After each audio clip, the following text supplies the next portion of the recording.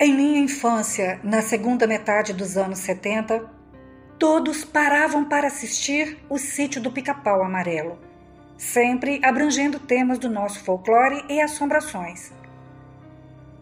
Certa vez, conversando com uma pessoa que trabalhou nos bastidores, fez-se este relato. A noite que o Sítio do Pica-Pau Amarelo parou. Era mais um dia de filmagem que se encerrava. Então, ficaram poucos atores para fazer uma cena à noite, e esta aconteceria na cozinha onde tia Anastácia cozinhava. Eu sempre me perguntava como ela tinha coragem de manter esta porta da cozinha sempre aberta à noite, pois o sítio era mesmo em um sítio no meio dos campos e matas, local muito antigo e com vários relatos de assombrações e aparições de toda a natureza. Fariam parte da cena Pedrinho, Narizinho, Emília e tia Anastácia, episódio o qual falavam da mula sem cabeça. Já se passavam altas horas da noite quando ouviram barulhos vindo da mata. Sem saberem o que eram, tentaram fechar a porta da cozinha, mas esta não fechava e o barulho só aumentava. Então, decidiram sair da casa e se esconderem na mata, e ao longe viam a casa e a luz acesa na sala onde ficava a Dona Benta a lhes contar as histórias.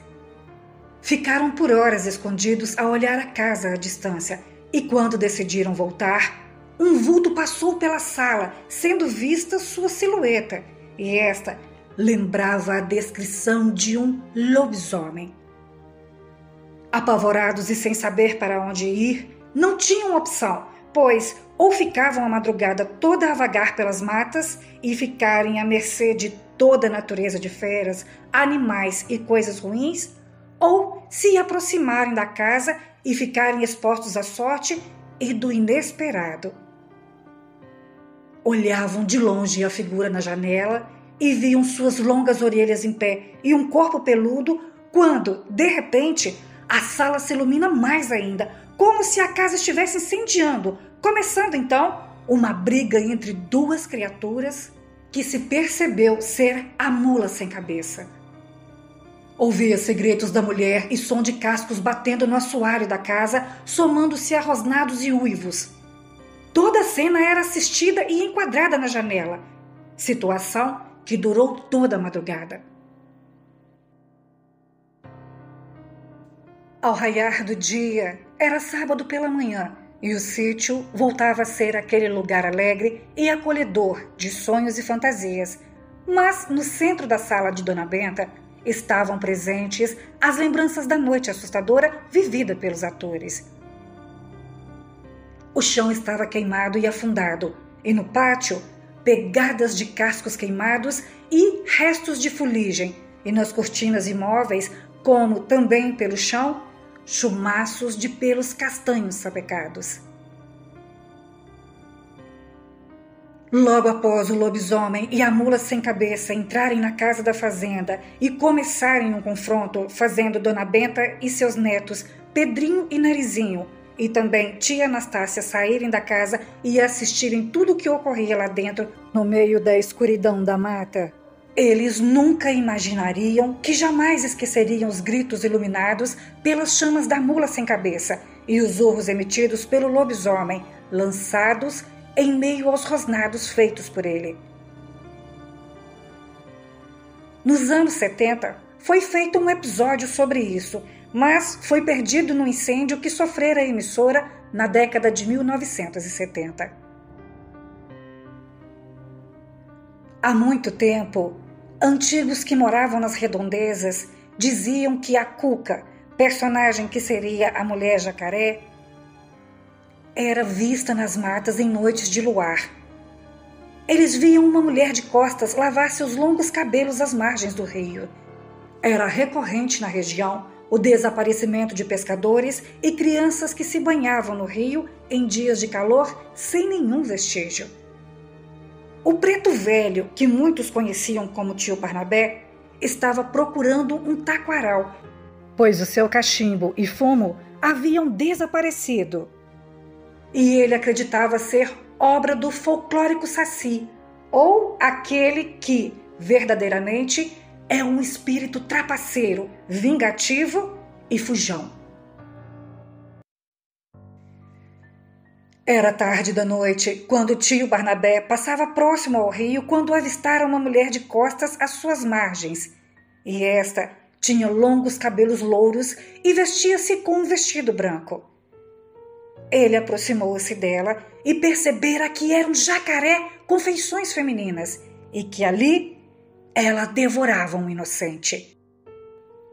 Uma criança que ainda se mexia entre as mãos da criatura que o devorava com imensa agressividade. Tio Barnabé, em meio a desconjuros, saiu correndo, mancando, se apoiando em sua bengala feita de um pedaço de pau. E quando chegou em sua choupana, prostrou-se diante de seu pequeno e singelo altar. Caiu-se de joelhos, rezando assim: Meu pai, Oxalá, afasta dessas matas essa demônia chamada de Cuca. Eu imploro, meu pai, e Ogum que nos proteja com sua presença desta coisa ruim.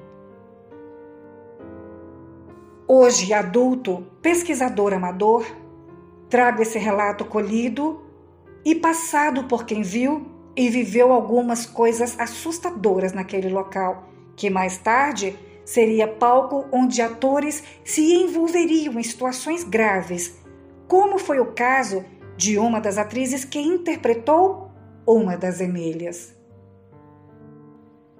Este é o local, o cenário das gravações do programa do Sítio do Pica-Pau Amarelo nos anos de 1977 a 1986.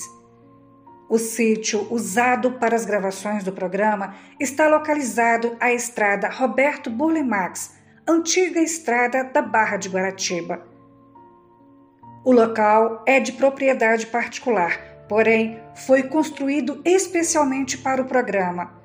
Lá eram gravadas as cenas externas e também quase todas internas do seriado.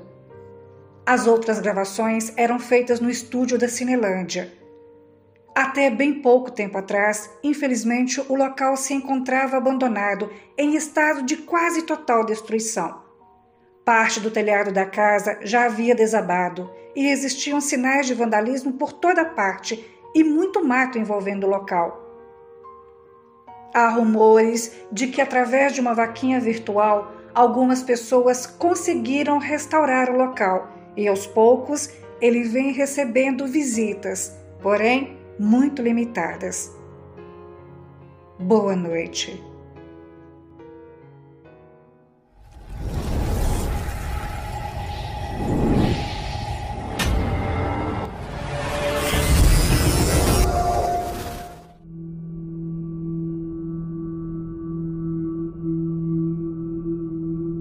Olá! Venho através deste contar um relato do tempo em que meu pai entrou na Brigada Militar, na época da ditadura, em 1967, aos 19 anos de idade. Naquele tempo, chamavam de batalhão Pedro e Paulo, pois os soldados tiravam serviço em duplas. Então, ouviam-se muitas histórias naqueles antigos quartéis. E eis uma delas que o meu falecido pai contava. Certa noite, numa das guaritas que ficava frente ao riacho Ipiranga, quase esquina da avenida, um soldado estava de serviço. Ele tinha assumido o posto há pouco, quando foi abordado por outro soldado que disse: Já deu o seu turno. Estou fazendo tua rendição. Sem saber o que estava acontecendo, então ele entregou o cinturão e o mosquetão, pensando: passou tão rápido que eu nem percebi. E foi bem faceiro até o alojamento para pegar as suas coisas e ir para sua casa. Um sargento, vendo-o ali, perguntou: O que está fazendo no alojamento esta hora? É o seu turno. O soldado então respondeu: Senhor, eu fui rendido há pouco.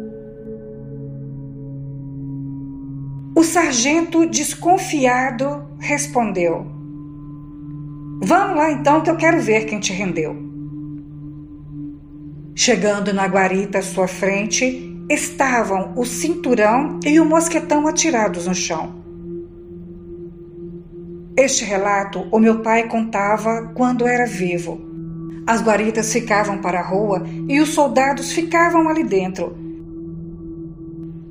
Aquela região era deserta e era cortada pelo rio Guaíba, e até hoje, dependendo da hora, é sem movimento.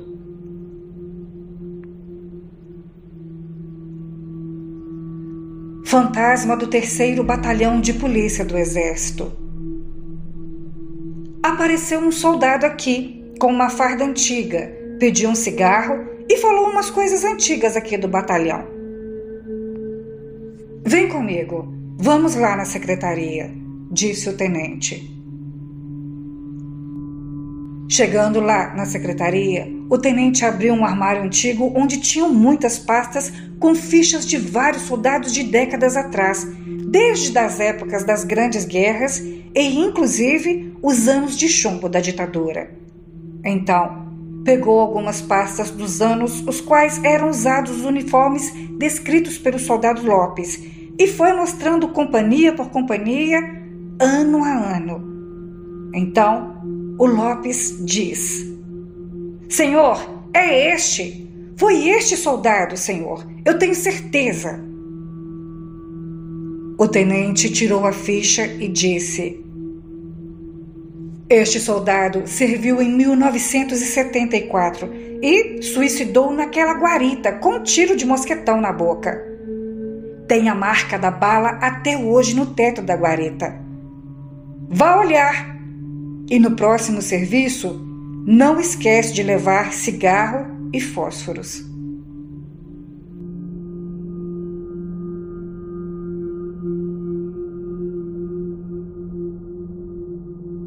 Meu irmão trabalha de polícia penal em um presídio conhecido já faz mais de 4 anos.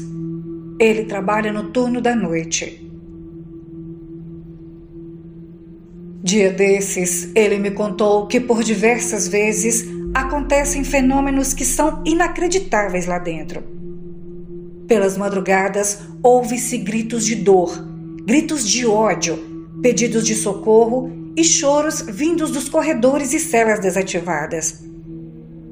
Ele me disse também que ouve passos e risadas e vê vultos a todo momento.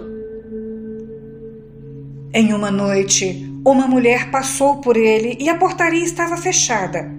Ela passou sem dizer nada e ele foi atrás para impedir que ela entrasse nas galerias. Senhora, a senhora não pode passar. Como foi que entrou aqui? A mulher não olhava para ele e seguia rumo às galerias, e quando ele foi para contê-la, ela simplesmente atravessou a parede como se fosse uma cortina de fumaça. Ele voltou ao seu posto e não comentou nada lá dentro. Passados alguns dias, ele estava na torre fazendo a vigilância, e toda vez que olhava para o pátio onde os detentos tomam banhos de sol, ele via um homem caminhando de um lado para o outro. Pensando ser algum detento que estivesse lá fora, ele acionou um colega pelo rádio e o mesmo foi até o local averiguar, mas não tinha ninguém lá. Ele não via, mas o meu irmão, lá de cima da torre, via o homem caminhando atrás dele, e isso durou a noite toda. Meu irmão começou a ficar perturbado com aquilo, mas depois ele optou por esquecer. E hoje em dia ele ainda vê coisas horrorosas ali dentro, mas prefere ignorá-las para não enlouquecer. Boa noite.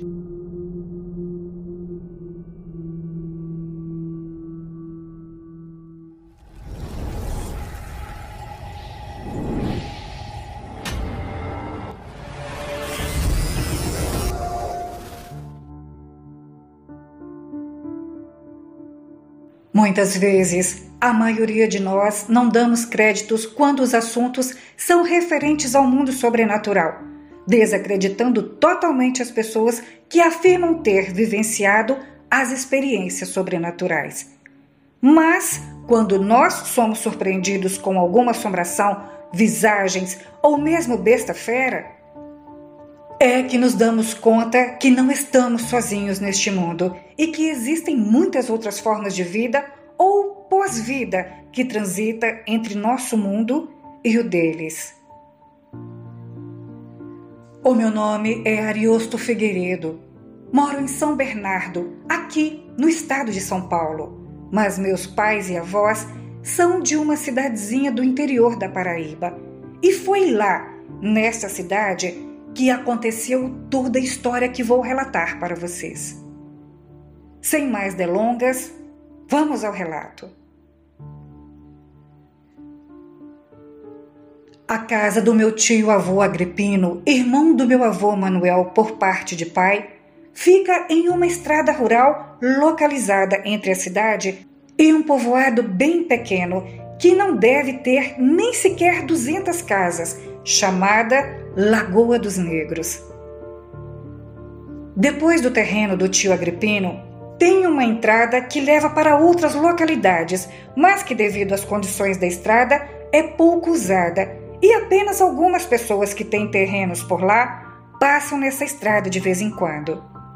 Também tem caçadores ou pescadores, geralmente quando vão pescar na lagoa, que ficam após da estrada, que passam por ali. Desde criança, eu ouvi uma história da família do seu João de Vita. Essa família tinha um pedaço de terra bem grande que devia medir uns mais ou menos 200 tarefas. E boa parte dela tinha área nativa. Também algumas plantações de mandioca e pasto para umas 2.000 cabeças de gado. Da terra, seu João tirava o sustento produzindo farinha e alguns derivados de mandioca e também com a criação e animais. O meu avô conta que na década de 70 para o começo dos anos 80, a melhor casa de farinha daquela região era a deles e muitas pessoas costumavam pagar uma porcentagem do que era produzido para poder usar a casa de farinha. Certa vez, um vizinho chamado Amadeu, que produzia mandioca, foi para o terreno de seu João processar a mandioca e fabricar farinha e outros produtos. Eles trabalharam o dia inteiro. Então, lá pelas 5 horas da tarde, o filho do seu João, chamado Paulo, que devia ter mais ou menos 15 anos de idade, fez uma brincadeira. Ele se pendurou na prensa, ficou de ponta cabeça e colocou os pés como apoio, e ficou com as mãos soltas, segurando-se apenas pelos pés. Mas, de repente, ele escorregou e caiu batendo a cabeça no chão. Ele ficou caído por alguns segundos, mas logo depois recobrou os sentidos e, aos poucos, foi se levantando. Seu Amadeu ainda quis levar ele para a casa dos pais, mas ele disse que estava bem, foi só um susto. Depois disso, o rapaz saiu da casa de farinha como se fosse para a casa dele e a família do seu Amadeu e outras pessoas que ele tinha contratado continuaram trabalhando até a hora que escureceu. Seu Amadeu fez a volta na casa de farinha para colocar lenha na fornalha e deixar tudo pronto para quando eles viessem no outro dia torrar a farinha e não ter atraso. Só que ele chamou o povo lá para fora e quando todos foram ver o que tinha acontecido, o filho do seu João estava caído ao lado da pilha de lenha. Eles correram e chamaram seu João e Dona Vita, só que não tinha mais o que fazer. O rapaz estava morto, provavelmente devido à queda que ele levou quando se pendurou de ponta cabeça na prensa. Depois disso, Dona Vita adoeceu, pois o menino era o único filho homem do casal e era também o mais novo. As outras filhas já eram casadas e moravam em suas casas. Todas tinham suas próprias famílias. Seu João abandonou tudo e foi embora para a cidade. Mas depois de pouco tempo, ele morreu. E Dona Vita, que já andava adoentada, piorou de vez, também partindo deste mundo.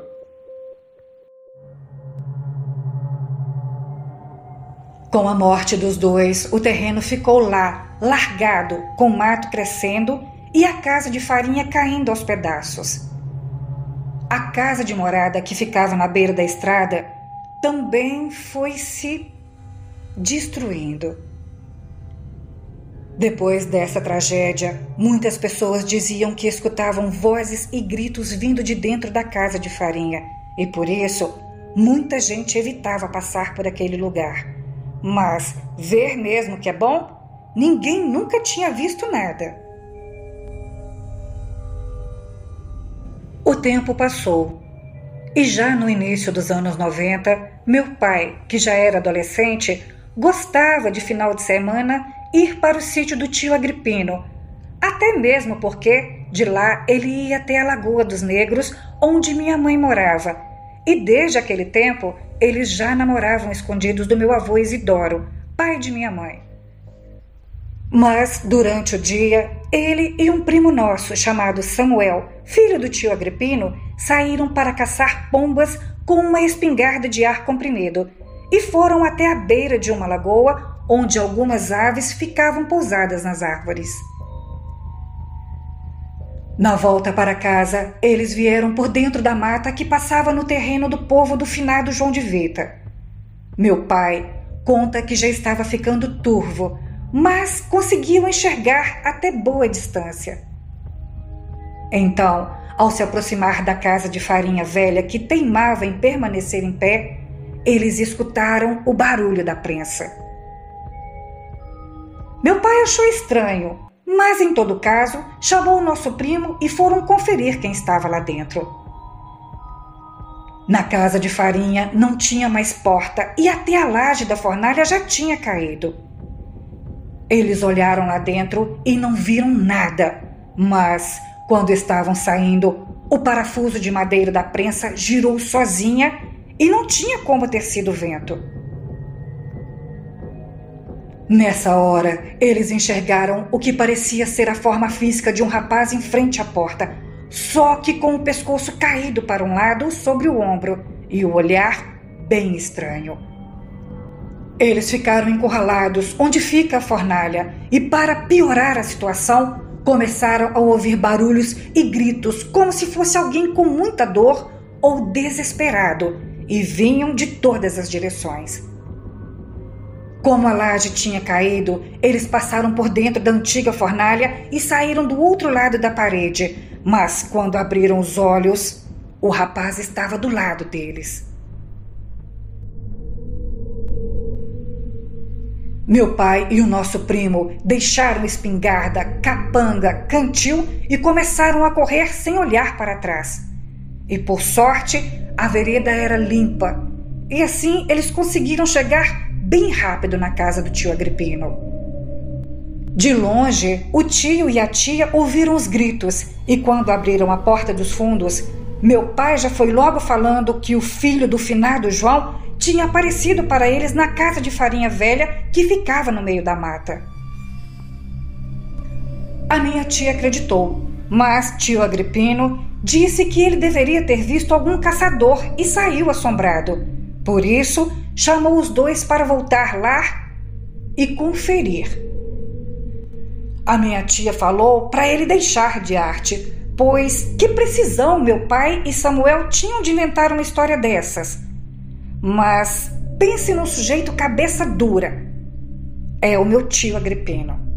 Até hoje, continua velho e rabugento. Meu tio falou que ia à casa, pegou a espingarda, uma lanterna, montou no cavalo e foi sozinho pela estrada. Depois de um bom tempo, ele voltou, mas, pelo jeito, ele não gostou do que viu, pois foi só descer do cavalo e pedir para a tia Josefa acender uma vela na intenção das almas do finado João, Dona Vita e do filho deles. Minha tia Josefa perguntou o que ele viu na casa. Ele disse que não viu nada, mas devido à insistência, ele falou que, quando chegou na casa velha, viu uma luz acesa. Na hora ele pensou que fosse algum morador e por isso bateu palma. Quando, de repente, saiu do lado da casa um homem com um candeeiro aceso na mão. Ele tremeu de cima embaixo, nem desceu do cavalo, pois viu que era o finado João de Vita. Então, ele voltou correndo para casa e só assim ele acreditou no que meu pai e Samuel disseram. Naquela noite, meu pai nem foi para a Lagoa dos Negros ver minha mãe. E no outro dia cedo, chamou Samuel e foram buscar a capanga com as pombas e a espingarda que eles tinham deixado no terreno da casa quando saíram correndo de lá. Mas dessa vez não viram nenhuma visagem. Eu mesmo nunca vi nada, mas eu acredito no que meu pai me contou. E até hoje ainda existem os escombros, tanto na casa da beira da estrada, quanto da casa de farinha velha no meio da mata. Eu acredito. E vocês? Boa noite.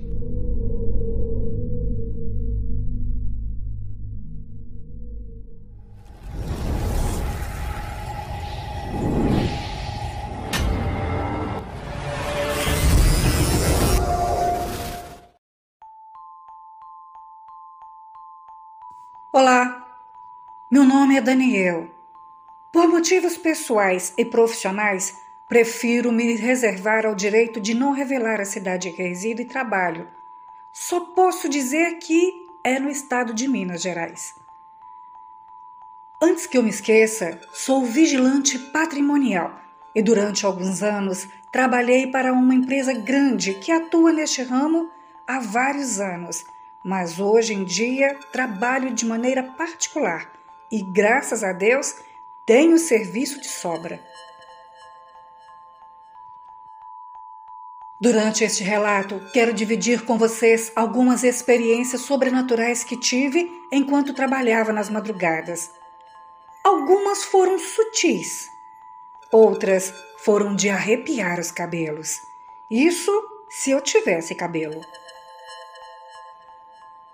Uma vez, no ano de 2010, a empresa que eu trabalhava me comunicou que eu fui escalado para tirar um plantão no hospital de uma cidade próxima.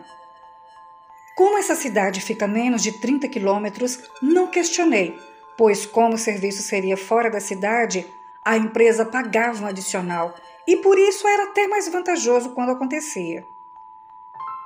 Peguei minha moto, uma 250, e rapidamente cheguei ao hospital.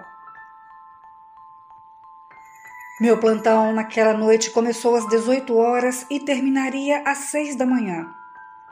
O hospital é pequeno, porém bem movimentado, pois atendia pessoas de toda a região.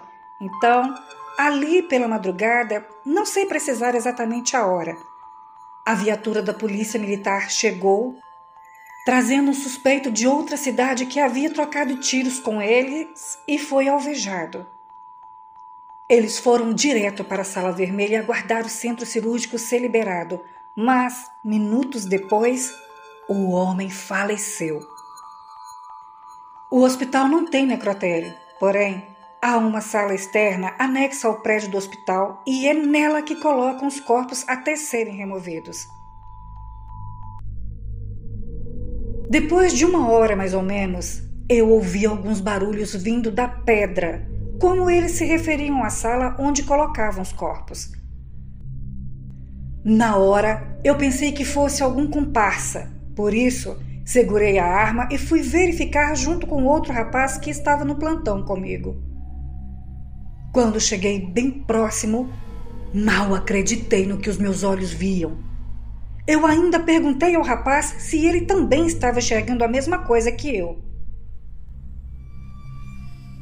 Ele falou com voz trêmula que sim. Então, eu sabia que não estava louco nem tendo uma alucinação. Na porta da pedra havia a sombra de uma criatura animalesca que parecia uma criatura híbrida de vários animais, pois parecia ter asas como morcegos, um par de chifres e o focinho como o de canídeos. Ele era muito alto, devia medir no mínimo 2,5 metros de altura. Estava segurando pelo pescoço algo que lembrava uma pessoa, mas depois saiu arrastando e desapareceu como se tivesse entrado em um portal ou alguma coisa desse tipo.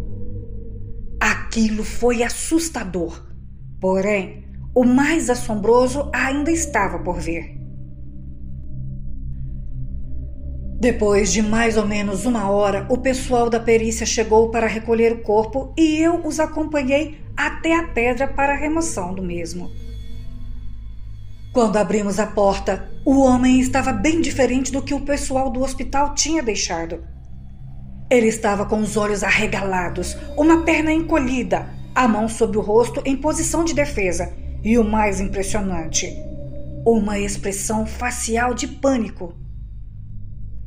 Ninguém entendeu nada, mas eu tinha certeza que a criatura que o rapaz e eu vimos momentos antes era algum demônio e veio buscar a alma daquele infeliz para levá-lo para as profundezas. Outra vez passei um apuro, foi aqui mesmo, na minha cidade. Na ocasião, fui escalado para vigiar uma escola que fica aqui mesmo no centro da cidade, perto de minha casa. Era tão perto que eu fui caminhando. Cheguei no início da noite, rendi o rapaz do turno do dia e fiquei na guarita conversando com o porteiro. Depois das 22 horas, encerrou as aulas noturnas e todos foram embora para suas casas, ficando apenas eu. Por contenção de gastos, todas as luzes foram apagadas, deixando apenas as da guarita e de uma sala interna, onde os vigias ficavam descansando. Antes de sair, a tia da cantina me falou que tinha deixado uma merenda para mim em cima da mesa e uma garrafa de café, lá na cozinha da escola. Quando foi dando 00:30, depois de uma ronda, me dirigi para a cozinha. Entrei, acendi as luzes e sentei para tomar café e comer uma fatia de bolo que ela tinha deixado. Foi então que, pelo canto do olho, eu vi como se 2 pessoas do tamanho de criança passassem correndo. Então, eu me virei rapidamente, mas não vi ninguém. Naquela hora, eu senti um arrepio de gelar a careca. Continuei tomando café. Então, ouvi passos e risos vindo do corredor que levava para a cantina. Me levantei, liguei a lanterna e fui verificar. Quando cheguei no pátio, ouvi os barulhos vindo de outro corredor onde ficavam os banheiros. E como a escola fica bem no centro, eu pensei que pudesse ser algum vândalo que entrou no prédio para cometer algum furto. Segui em direção do corredor. Fui até o final e verifiquei que todas as portas estavam trancadas. Quando eu estava retornando, senti um vulto passando muito rápido ao meu lado. Segundos depois, vi como se nos corredores tivessem várias pessoas e, em sua grande maioria, meninas e meninos, e eles começaram a gritar, fazer algazarra como se aquilo fosse uma diversão. Eu me considero um homem corajoso, mas naquela hora eu perdi minha coragem e saí correndo em direção à guarita. Saí do prédio e fiquei lá fora a noite inteira, até quando o pessoal que trabalha na limpeza chegou. Quando eles chegaram, eu pensei em comentar sobre o que tinha acontecido, mas eu preferi deixar quieto, pois quem relata uma coisa dessas pode ser considerado louco, e por isso terminei o meu turno e voltei para minha casa. Depois que eu saí da empresa, também já vi coisas estranhas, e uma delas foi em 2015.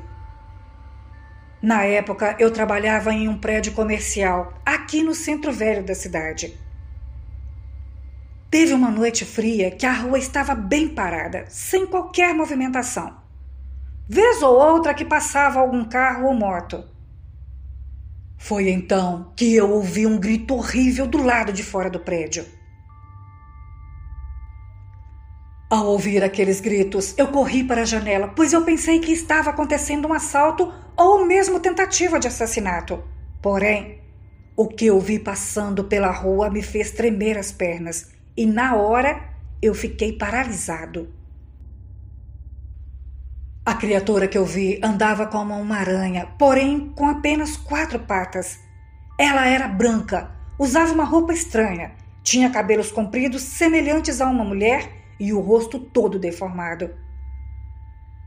Quando ela passou em frente ao prédio, parou. Olhou para cima como se soubesse que eu estava lá, acompanhando ela passar pela rua. E em seguida, soltou um grito muito alto que até os meus ouvidos ficaram zunindo. Em seguida, ela continuou andando e depois que dobrou a esquina, desapareceu. Eu fechei a janela e fiquei trancado dentro da sala e só saí de lá no outro dia quando já tinha amanhecido. A minha mais recente experiência desses seres aconteceu no ano passado. Foi durante uma festa particular em uma chácara aqui na parte rural da cidade.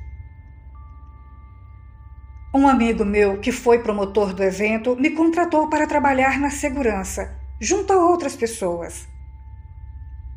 A festa em si correu tudo tranquilo, apenas alguns pequenos desentendimentos, mas que eram prontamente controlados pela nossa equipe.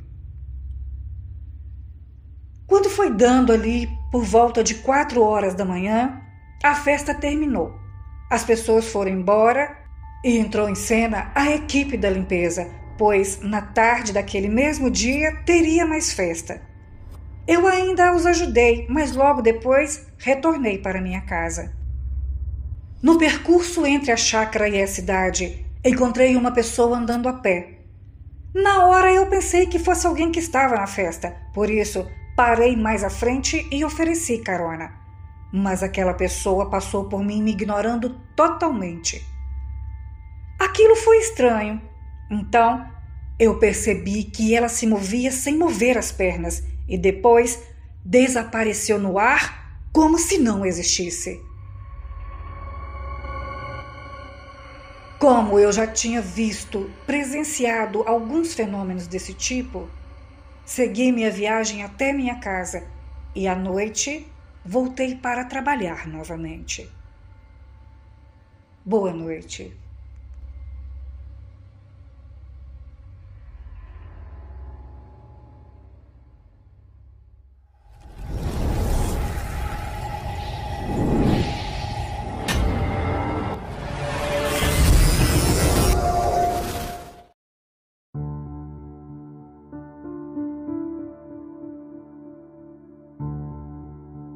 Boa noite.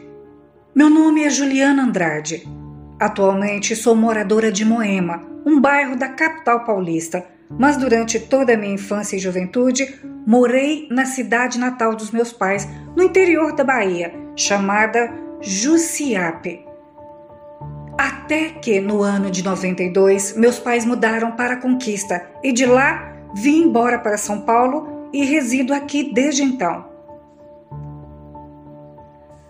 A experiência que vou relatar aconteceu no ano de 1990 e afetou toda a minha família.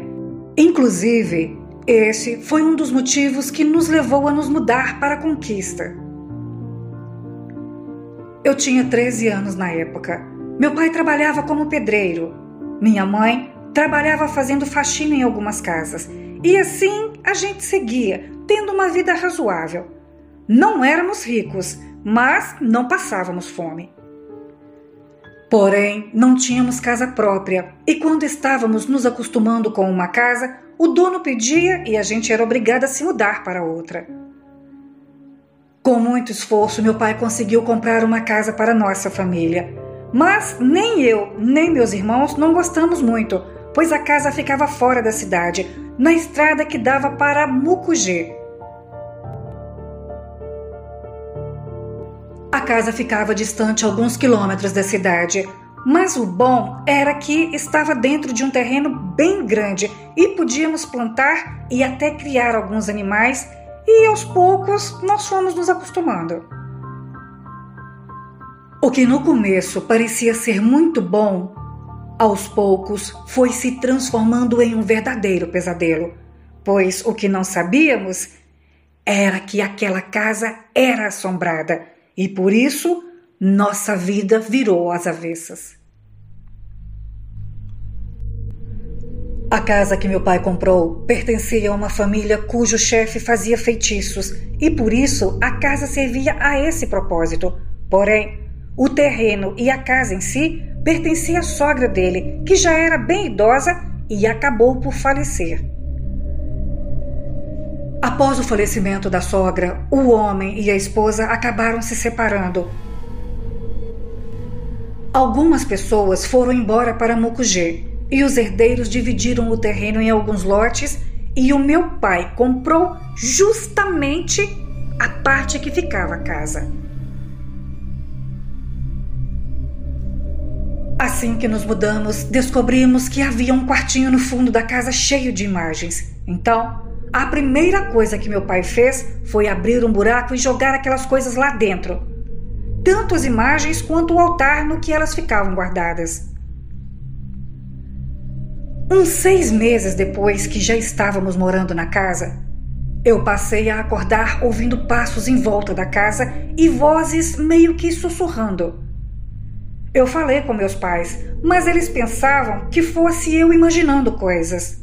Porém, com o tempo, a minha irmã mais nova, que dividia o quarto comigo, também começou a ouvir os barulhos nas madrugadas. Como eu já esperava, meus pais continuavam sem acreditar. Porém, teve uma noite que estava fazendo muito frio. O meu pai fez uma fogueira no terreiro e colocamos algumas cadeiras em volta e ficamos ali sentados. Meu irmão Antoniel, que na época tinha 10 anos, pegou um pouco de sal e fez uma brincadeira sem saber que haveria consequências. Pois, no mesmo momento que ele jogou um punhado de sal na fogueira, o fogo subiu e tomou a forma de uma pessoa alta, magra e com um tipo de capuz na cabeça. Aquilo foi assustador. Eu comecei a chorar, mas meus pais disseram que foi apenas o vento que mudou aquela forma e que não era nada demais. No fundo, ele também ficou apavorado, mas preferiu nos acalmar. A partir daquele dia, nós não tivemos mais paz naquela casa. Eu, minha irmã e meu irmão estudávamos no período da manhã e por isso acordávamos bem cedo para ir com nosso pai para a escola. E lá mesmo ele ficava trabalhando na construção e reforma de casas. No dia seguinte ao fenômeno da fogueira, quando voltávamos da escola no horário do almoço, ouvimos uma voz chamando por nós na casa de uma vizinha que ficava a cerca de 200 metros de nossa casa. Quando meu pai parou o Corcel 2 que ele tinha, viu que era minha mãe nos chamando. E quando entramos na casa, ela nos disse que logo após sairmos, ela ouviu uma voz chamando por ela. Então, ela olhou na porta da frente e não tinha ninguém. Porém, ela percebeu que a voz veio do quintal da casa. Ela saiu para ver quem era e parecia ser um menino, menor que meu irmão. Na hora ela se assustou, mas depois perguntou o que ele queria. Então, o menino não disse nada, apenas ficou olhando como se quisesse fazer algum mal e em seguida desapareceu como se fosse fumaça. Ela correu e se trancou dentro da casa, mas de repente começou a ouvir barulhos na cozinha, como se alguém estivesse batendo nas panelas com uma colher, e por isso ela saiu correndo e foi para a casa da nossa vizinha. Nossa vizinha tinha feito muita comida, então aproveitamos e almoçamos por lá mesmo, mas depois fomos até nossa casa. E chegando lá, tudo estava arrumado, só a porta da casa que estava aberta, mas não havia nada fora do lugar. Meu pai voltou para a cidade e nós ficamos só com minha mãe, ajudando nas tarefas de casa. E a tarde foi acabando até o sol se pôr e o meu pai chegar do serviço. Naquela noite, jantamos cedo e por volta de umas 8 horas, começamos a nos preparar para dormir. A casa tinha 3 quartos. Meu irmão dormia sozinho no quarto dele e por volta de umas 10 horas ele começou a gritar, dizendo que tinha um par de olhos de fogo na parede do quarto. Foi aquele desespero. Ele não conseguia acalmar e por isso meu pai pegou os colchões, de minha irmã e do meu irmão, e colocou tudo no quarto dele para que dormíssemos todos juntos. Pouco tempo depois que meu irmão tinha se acalmado e nós nos deitamos para tentar dormir, começou uma barulheira vindo da cozinha da casa. Parecia que estavam destruindo tudo. O som era como se estivessem amassando todas as nossas panelas, pratos e copos. A minha mãe começou a rezar e pedir a Deus que nos livrasse daquelas coisas. Depois de alguns minutos, tudo ficou em silêncio. Então, o meu pai levantou e foi até a cozinha e, para surpresa dele, ao chegar, encontrou tudo como minha mãe havia deixado. Nenhum copo estava fora do lugar.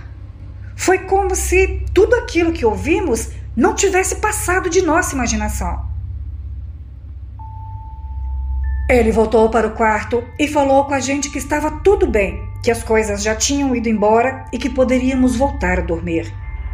Só que isso era quase impossível de acontecer, pois sabíamos que naquela casa havia algo muito sombrio, só esperando a gente dormir para atacar novamente. Eu fiquei deitada olhando para a porta do quarto. Aos poucos, meus pais e irmãos foram vencidos pelo cansaço. Mas eu permanecia acordada. Então, ouvi passos vindo em direção à porta do quarto. Meu coração gelou, paralisei de medo e nem consegui gritar. Era como se eu estivesse anestesiada. De repente, a porta do quarto pareceu pegar fogo. Então, a criatura que tinha se formado na fogueira passou por ela e foi se aproximando da cama onde os meus pais dormiam. Foi Deus que me ajudou, pois eu consegui dar um grito bem alto que todos acordaram. E nessa hora, a criatura fez como se fosse um rodopio no ar e desapareceu. Porém, foi o suficiente para que meu pai e minha mãe também enxergassem aquele ser. Eu não consegui ver como era seu rosto, pois ele usava um capuz o tempo todo. Mesmo sem ver, foi aterrorizante, e naquela noite ninguém mais dormiu até que o sol nascesse. No outro dia, meu pai alugou uma casa na cidade e na parte da tarde, um caminhão de um amigo dele veio buscar nossa mudança e não passamos mais nenhuma noite naquele lugar. Como era perto, todo dia, ao final da tarde, meu pai ia até a casa para dar comida a algumas galinhas que criávamos. Mas, pouco tempo depois, as galinhas adoeceram e não ficou uma para contar a história. No final daquele ano, meu pai vendeu a casa e nós nos mudamos para a Conquista. Mas antes de vender, ele falou tudo o que aconteceu. Porém, a pessoa falou que não tinha medo. E hoje em dia, nem sei mais se a casa ainda existe, mas de qualquer maneira, eu quero a distância. Boa noite.